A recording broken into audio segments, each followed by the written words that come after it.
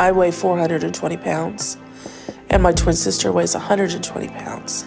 Mary and her twin sister Ruth looked a lot alike until they were about 11 years old. Sizes started changing. I was heavier, she was skinnier. I was centered out, even by my mother, as being the pretty one. She was the perfect twin, and I wasn't. I've told her, you're eating too much. I have been grossed out before watching her go back and forth. It's not easy to get her in and out of my car. And it's very embarrassing when she comes in and she can't fit in my chair. And on the day Mary visits Ruth at work, as our cameras film their interview, Am I gonna fit in it? I don't know. every obese person's greatest fear becomes real. Mary breaks a chair in public. Yeah, it's broken. Oh, God, that was really embarrassing. I'm sorry. But it's not your fault. I'll get it fixed tomorrow, okay? How did that feel for you? It was disgusting. It made me feel ashamed. Is it true that you'd rather starve to death than look like your sister? Yes, that is true. I've said that. I've gone through many battles of anorexia and bulimia because I didn't want to look like her.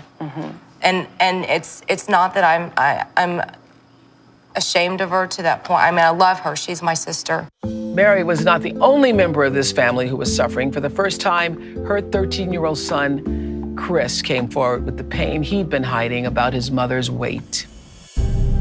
My mom eats a lot. It makes me feel really mad at her because, you know, she can take control of what she puts in her mouth and what she eats. Since my mom is big and obese, she can't play or she can't ride rides with us.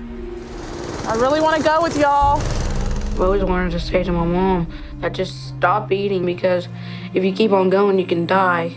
And I don't want you to die because you're my mom. I've never told her that. So did you know that your son feels this way? No. I didn't know he felt like that. Yeah. I think every child fears losing their parent. And when you're watching your mom eat herself to death, that would be a constant fear that lives with you. Correct, Chris? Yeah. Yeah. Does it make you sad, too, I can see? Yes, it makes me sad because I don't want my mom to die. Tragically, 6 years after that show, Mary's son, Chris, died in a car accident. He was only 19. His death sent Mary into a deep depression, as it would any mother, but in time, Chris's wish for his mom inspired her to do something she found previously impossible. Mary and her sister Ruth sent us this update from Oklahoma.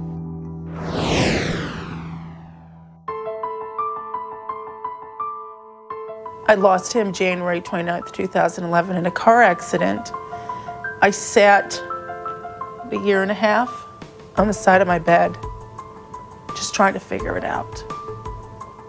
You know, when your kid walks out the door, you don't ever expect that to be the very last time you see him. For the first time in my life, I didn't know There's nothing we could do. what to do. All I could do was hold her hand and lay next to her on the bed. And I remember she'd just wake up and keep saying to me, is this a dream? Is this a dream? And I'd have to tell her, no, it's not a dream. And then I stood up and I said, enough is enough. I've got to get help. And now it's time to do what he wanted me to do. First time I got out of treadmill, I was on, I think 30 seconds. I couldn't even breathe. And now I'm up to 30 minutes. So it's such a big accomplishment. I love working out. I work out as much as I can. I can breathe. I lost the weight by eating healthy, working out. 124 pounds later, 7 months later, I'm feeling great. And I'm still going, still going. Got a long way to go, but I'm still going.